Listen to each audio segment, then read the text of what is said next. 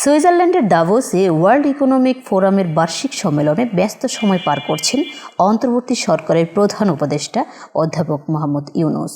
সেই সম্মেলনের সফর থেকে ভালো কিছু রেজাল্ট পাবে বলে জানিয়েছেন অন্তর্বর্তী সরকারের প্রধান উপদেষ্টার প্রেস সচিব শফিকুল আলম।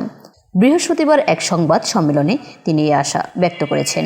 তিনি বলেন, দাভোসে প্রচুর প্রাইভেট সেক্টরের এমডিসিওরা আসেন। তাদের সঙ্গে অনেক সরকার প্রধানের আলাপ আলোচনা হয়। এমডিদের দাভোসের ছোট ছোট রুমে অনেক গুরুত্বপূর্ণ আলাপ হয়, এক ধরনের ডিল মেট হয়। এই 2 দিনে প্রচুর হেড অফ গভর্নমেন্টের সঙ্গে প্রধান উপদেষ্টার প্রায় 10টার মতো হেড অফ গভর্নমেন্টের কথাবার্তা হয়েছে।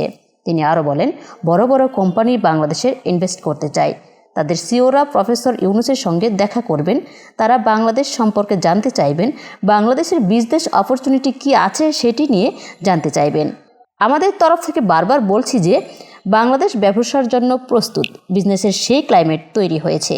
বিজনেস করার জন্য যে শর্তগুলো রয়েছে সেগুলো যতটা সহজ করা যায় সেটা করা হয়েছে। চট্টগ্রাম থেকে পোর্টের সক্ষমতা বাড়ানো হয়েছে। Desk report, ITV Bangla.